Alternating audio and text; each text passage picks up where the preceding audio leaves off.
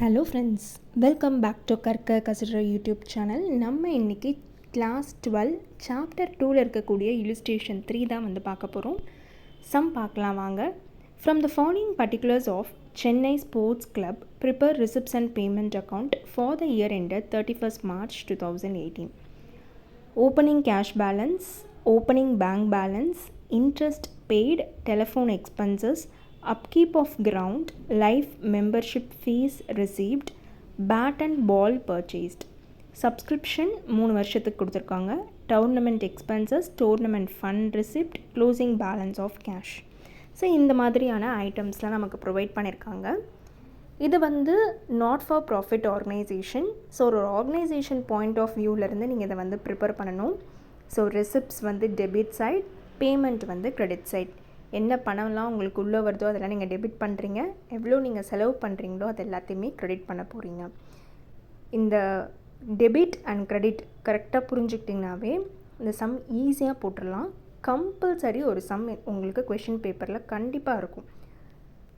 Income and எக்ஸ்பெண்டிச்சரில் மட்டும்தான் உங்களுக்கு கொஞ்சம் ஒரு சேஞ்சஸ் வரும். ஆனால் அந்த ரிசிப்ட்ஸ் அண்ட் பேமெண்ட் வந்து ரொம்பவே சிம்பிள் அண்ட் ஈஸியான சம்.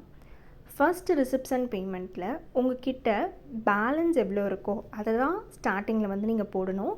ஸோ இந்த இதில் வந்து பார்த்திங்கன்னா இந்த ஸ்போர்ட்ஸ் கிளப்பில் ஓப்பனிங் கேஷ் பேலன்ஸும் இருக்குது, பேங்க் பேலன்ஸும் இருக்குது. சேர்த்து 10,000 + 15 25,000 நீங்கள் வந்து போடுறீங்க. அடுத்தது life membership fees. Life membership ஃபீஸ்னால் உங்களுடைய ஸ்போர்ட்ஸ் கிளப்க்கு மெம்பர்ஷிப் வாங்குகிறாங்க, அப்போ அது வந்து ரெசிப்ட் தான்.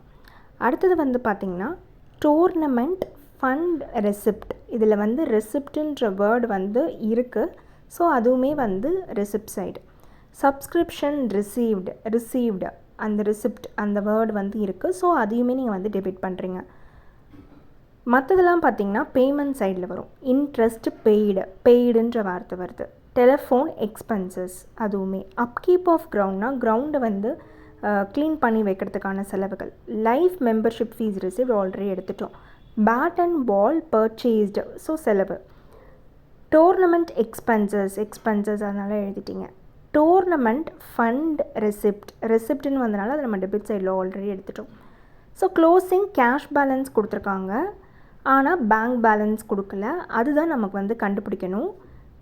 டோட்டல் பண்ணுங்கள். உங்களுக்கு ரிமைனிங் வரக்கூடிய பேலன்சிங் ஃபிகரை வந்து பேங்க் அக்கௌண்ட்டில் வந்து போடுவீங்க.